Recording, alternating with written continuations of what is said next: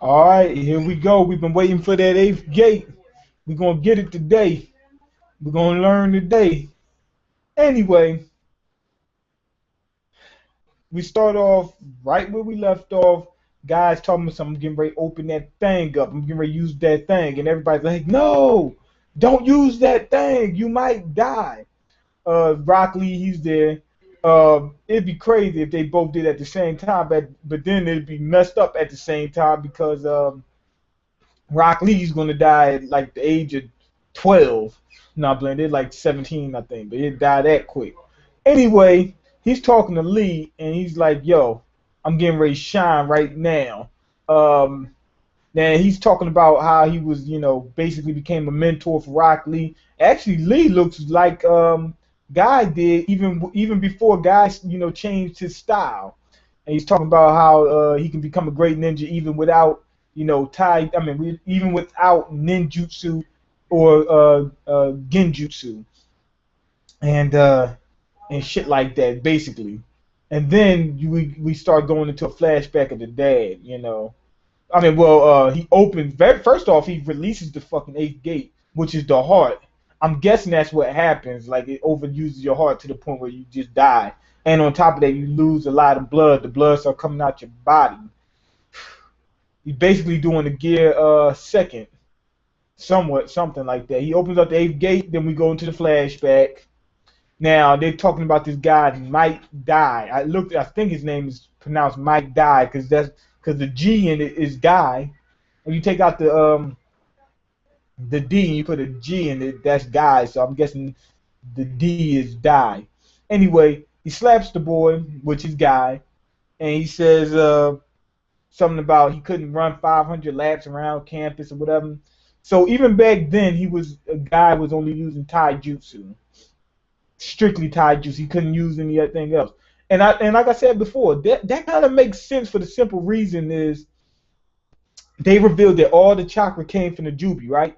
All of it, all of it, right? And the strongest people were in the Uchiha clan and the uh uh the not Uzumaki. What the fuck? Whatever Hashirama's clan was. I think it's Uzumaki. Is it Uzumaki clan in the Uchiha clan? I think it is. Anyway, I might be wrong. I might be wrong. But y'all know what I'm talking about. Anyway, those two clans. But they're direct descendants of the Sage. And the Sage had got his power directly from the person who got the power directly from the Jubi. You understand? So it makes sense that as more and more generations pop up, being that they're somewhat sharing chakra, you see what I'm saying? Like all the chakra come from the Jubi, so that means that they must be sharing chakra. And as it disperses, it gets less and less. So it just so happened that Guy's lineage, they must not be direct descendants of the sage or the sage. So they didn't get genjutsu and they didn't get ninjutsu. They was only be able to get enough chakra to use for taijutsu, or they only had or the chakra that they got was only meant for taijutsu or whatever. I think it's just been dispersed over, so many people that only direct descendants, such as the Uchiha clan and I think it's the fucking Uzumaki clan is called. I might be wrong.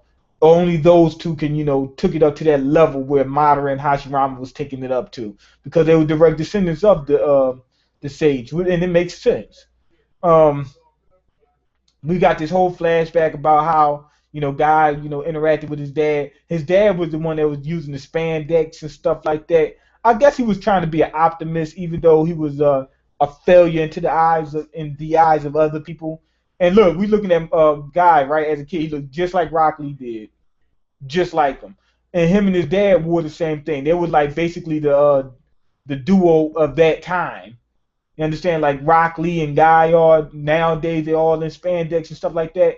That's how he was with his dad. So his dad had a different hairstyle. That's kind of weird because Guy and what you call them and Lee, they had the same hairstyle, but Dai and Guy had different hairstyles. Anyway, they had handkerchiefs around their neck, so they looked a little bit different, but they wore basically the same type of stuff.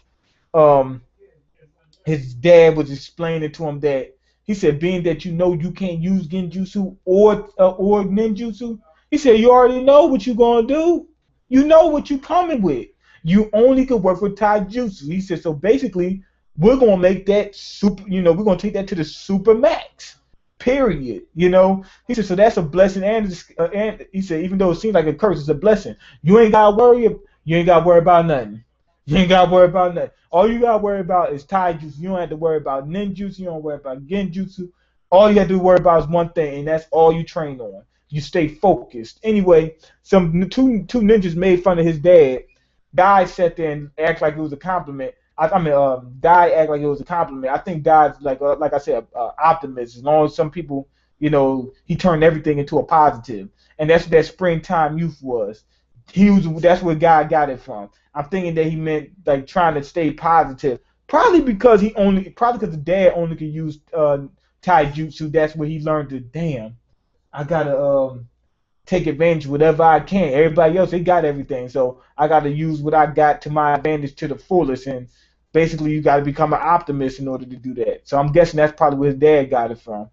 Um, anyway, Rock Lee, he was, you know, he started to get discouraged because he got beat the hell up by by the ninjas that he tried to defend his dad against. His dad said, "Yo, don't even worry about that." He said, "Don't worry about nothing. You ain't got to worry about nothing." He said, "What you got to worry about is protecting the things that's important to you because that's what makes you strong, not getting, you know, beating up people." Makes sense. Anyway, the flashback kind of takes a little while, and then they show.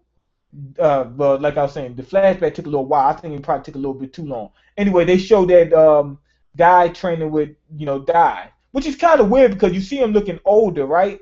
When they showed Guy as a child, he was already in his new uniform. So this must have happened like, I mean, right before he met Kakashi. I mean, just because he looks the same age. But yet, when he was in all the flashbacks we have of him as a kid, he was wearing the other uniform. You understand? They still have the leg warmers on or whatever those things called. Anyway, he's showing a guy the forbidden techniques. Well, forbidden technique. He showed them the seventh gate, and then he said there's one more, the eighth gate. He said you got to use that only when it's crunch time. He said when your team depending on you when it's crunch time, you got to eat a nigga food in broad day like it's lunchtime, basically. Anyway, guy was in he was on. Damn, I don't know who he's with. He's with somebody that looks like Suigetsu. You know that's not him. I'm getting. Is that who is that?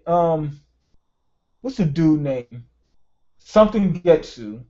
Um, Joey Getsu. I'm gonna say that. And the other ninja, I think that's the ninja that trained Naruto for a second. It might not be. I don't know who it is. Don't really. It really doesn't even matter. Anyway, him and Guy and his team got cornered. I swear to God, the guy looks like he's older than he was in some of these flashbacks. Yet he's not wearing the same uniform. You see, he switched the hairstyle up though. So by the time we got to the point where they're going on missions, he did do the hair thing. Um, his team got cornered by the seven swordsmen. I don't know how that happened. I know they didn't send kids after them. But anyway, his dad comes in, right? And he's known to be, you know, as a forever Genin uh, uh, ninja, meaning he'll never make it to junior or anything like that. That's what they're saying. They making fun of him, like they're saying he'll never game. He will never have any games. So he jumps in and he's like, "How you gonna deal with all seven of the swordsmen?"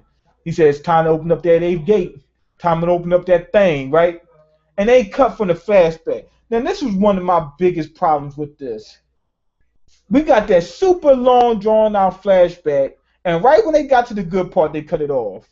I wanted to see what his dad was going to be able to do in eighth gate form against the seven swordsmen. And plus, we know a lot of those seven swordsmen, they're dead. How they die? I'm guessing that maybe Dai did it.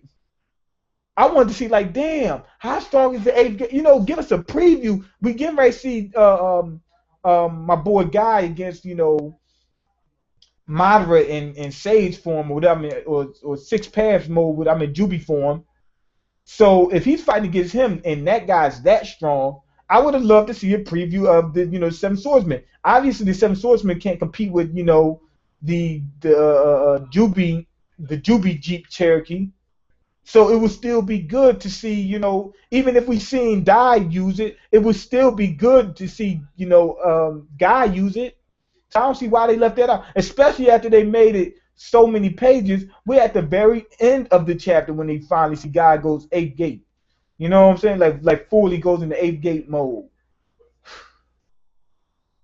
So anyway, that was pretty much it after that. All you see him, he's rushing towards Madara, and Madara's like, oh, I see the blood, the red shit, the blood shit, right? And it's on. And Guy's getting ready to use this attack called they call him burn. It says burn guy. I don't know exactly what they mean. Maybe he getting burnt the hell up from the inside. It's just called Night Elephant. It's strong. It's probably something like what's it called? Noontime lion, whatever. What's it? Spring lion, whatever it's called. It's probably something like that. But anyway, like I said, the only problem I really got with this chapter is the long drawn out flashback. It's like they're stalling for time. And on top of that, it's as long as that flashback was, why didn't they show any of the fight with the Seven Swordsmen? That's not Suigetsu. I can't remember what the dude's name is. Suigetsu ain't that old. And yeah, why would they show? They drew that out for so long. It's most of the chapters that flashback, or at least half of the chapter is the flashback, and they didn't show the fight between the Seven Swordsmen and Dai. That's one of the main parts I wanted to see. So I didn't. So that's the one. That's the part I wasn't feeling. Too long of a flashback, and then along with that, we didn't get to see the eighth gate, Dai in eighth gate form. And on top of that, I still got the question like, it looks like Dai was the one who created it. So how do you know that you're going to die using it? And especially since Madara knows what the eighth gate thing is. So how does he know if Dai was the one who created it? Remember he said that I was training for this such and such. Or, did he create it or did somebody else create it and he learned how to use it? But then there are these other taijutsu users out there. That's the thing about that chapter. It didn't really answer those questions, or at least fully. Like you got to still speculate on it. So yeah, that's the one reason. But those are the couple reasons why I'm not really feeling this chapter. Although I really thought the chapter was kind of good. Why? I really thought that the flashback was warranted, and I'm not saying that it should have been as big as it was, but having that flashback was actually a good thing. I just think it should have been like 2 pages. You understand? Like the flashback was good, just keep it like 2 pages. First page, you show Guy with Dai and they doing whatever. He's showing his personality. We don't need nothing but a few panels to know that. We see where Guy got it from. Boom. The next part of that page, we see, him talking about the springtime stuff and then talking about, the gates and showing his son how to, unlock it. The next page, they just show him fighting again. They show Guy getting caught up with the Seven Swordsmen. And the other half, you see him fighting. You see Dad fighting and putting his thing down, putting his gun game down, putting his taijutsu game down. That, I think, would have been good. And then you show, Guy going into the eighth gate form and then actually fight Madara just for a little while. You can draw it out to the next chapter just for a little while. That's all we need. I think that would have made the chapter better. But it was, to be honest, like I said, it was alright because we got the eighth gate finally. Guys going to eighth gate, and like I said, the flashback was kind of warranted. It just shouldn't have been as long as it was. Started. What you mean? Okay, it's the Senjutsu clan. The Senju clan. Right. I knew I was wrong. The Senju clan. Yeah, those 2 clans.